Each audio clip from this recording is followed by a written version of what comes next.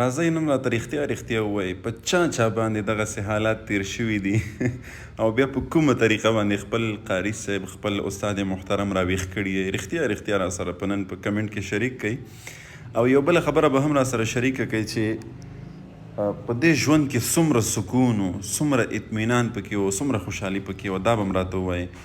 او اوس مونږ او تاسو یقینا دغه وخت په مونږ او تاسو که تاسو خپل آنلاین قرآن او دینی علوم زده کول غواړئ او یا خپلو بچیانو کشرانو ته په خپل کور کې په خپله نګرانۍ کې آنلاین د قرآن حفظ ناظرات تجوید قاعده مسنون دعاګانې د اودس د غسل مسایل څومره چې دیني مسایل دي دا ور زده کول غواړئ نو هم نن زموږ په دې بیت العتیق آنلاین قرآن اکیډمۍ کې ایډمیشن وکړئ داخله وکړئ تاسو که د دنیا په هر ګوټ کې په هر ځای کې هم نن زموږ په دې اکیډمۍ کې داخله وکړئ ان شاء الله العظیم په احسنه طریقه سره په بهتره طریقې سره به ستاسو کشرانو ته تاسو ته دیني زده کړې درکول کېږي باندې په ما باندې خپله تیر شوی په تاسو باندې هم تیر شوی دی هر یو انسان باندې چې په یو پښتنه او اسلامي معاشره کې رالوی شوی دغه وخت پې تیر شوی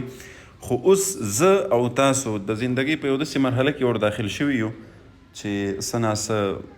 پیسې لږ څه ناڅه شهرت کاروبار هر څه به تاسو سره یعنې د زندګۍ چې څومره سهولتونه دي د هغې نه به څه ناڅه برخمن کړي الله جل شانه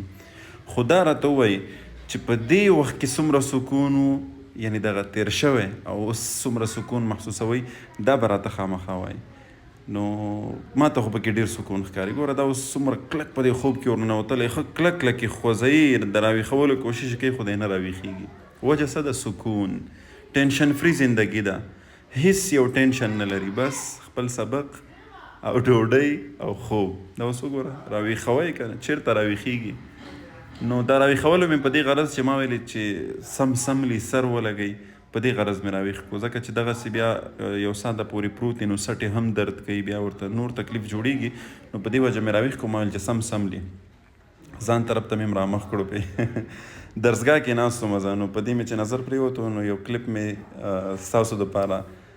ریکارډ کړو ما ویلې چې د خپلو ملګرو سره د دې په بانه باندې خبرې اترې ګپ شپ هم وشي او دغه ماشوم به پې هم وګورم او بیا یې سر کېښود او بیا ویده شو